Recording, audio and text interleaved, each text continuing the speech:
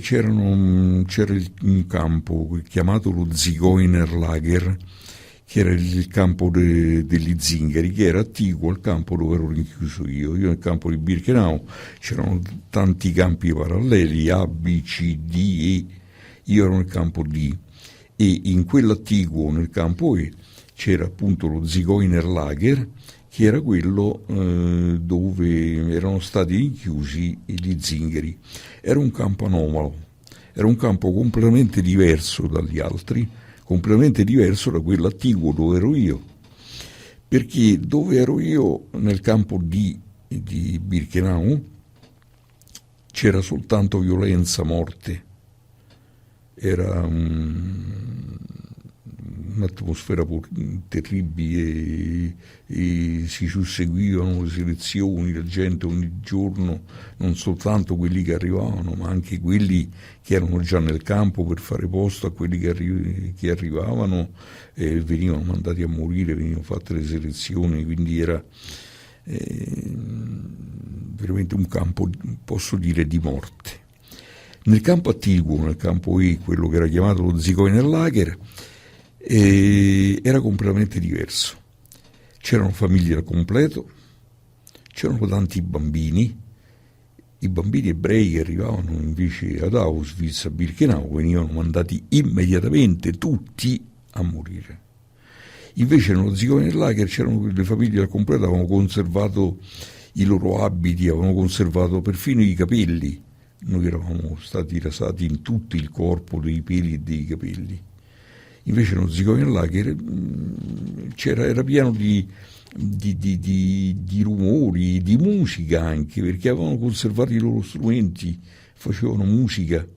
Sentivo la sera rientrando al campo, sentivamo cantare, c'erano i bambini che giocavano, quindi poi dove ci sono i bambini c'è sempre speranza, c'è sempre vita. Da noi era un campo di disperati, nel campo dello Zigeunerlager era un campo dove c'era speranza, proprio perché c'erano i bambini. Mi sembrava un'oasi felice. Certamente anche loro lì hanno sofferto la fame, certamente non erano felici di stare lì, ma rispetto al campo degli uomini, al campo D dove ero io, proprio a pochi metri di distanza, era completamente diverso, tanto che io mi chiedevo spesso: ma perché per noi non è stato possibile? Perché per noi le nostre famiglie erano state mandate a morire, mentre invece in quel campo esistevano famiglie al completo. Poi invece la catastrofe. Io ricordo perfettamente la notte tra il 1° e il 2 agosto del 1944. Praticamente già era iniziato il coprifuoco, cioè dovevamo rimanere tutti nelle nostre baracche, finalmente potevamo distenderci e riposare e cercare di riacquistare un minimo di forze per ricominciare la mattina successiva alle 4:30 del mattino. Quindi all'improvviso quella notte sentimmo prima delle urla delle SS, poi una grande confusione. Evidentemente gente che veniva colpita dai colpi di bastone, i bambini che piangevano perché erano stati svegliati in piena notte, e evidentemente qualche bambino che si perdeva nella confusione, le mamme che li cercavano, li chiamavano. Era veramente una grande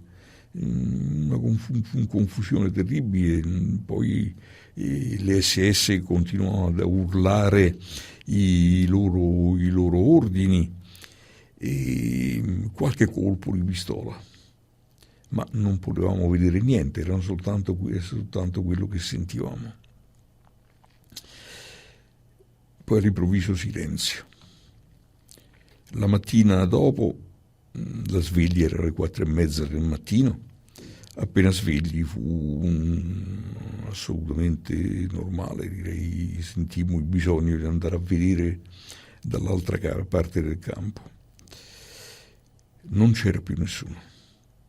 il campo era completamente vuoto e completamente silenzioso, e rispetto al tanto rumore, al tanta che c'era stata fino a qualche ora prima, anche musiche e canti, anche le voci dei bambini, rispetto a quel movimento, a quella vita che c'era qualche ora prima, lì c'era soltanto un silenzio terribile, un silenzio direi angosciante, proprio per questa differenza tra quello che era prima e dopo. E ci bastò dare un'occhiata alle ciminiere dei forni crematori, andavano a pieno ritmo, andavano al massimo. Non erano arrivati i trasporti quel giorno, ma i camini dei forni crematori andavano al massimo. In quella notte, la notte tra il 1° e il 2 agosto, erano 4.600 di zingari che erano rom e sinti che erano in quel campo. In una notte furono tutti sterminati. E fu una cosa, noi eravamo abituati alla morte. Noi nel campo dove eravamo abituati alla morte, eravamo continuamente a contatto con la morte. Però una cosa così, vedere una massa tale di gente che tutto sommato conoscevamo, eravamo separati da pochi metri, quindi sì, non conoscevamo direttamente, ma conoscevamo i loro usi, quello che facevano, eccetera, quindi era come che li avessimo conosciuti da sempre. Ebbene, fu veramente un momento molto, molto, molto difficile di capire che in una notte, appunto, 4.600 esseri umani erano stati sterminati e stavano uscendo dal campo attraverso il fumo dei camini. È un pensiero questo che a distanza ormai di 64 anni, perché tanti ne sono passati, ogni volta che ci penso, e ci penso spesso, ancora mi angoscia.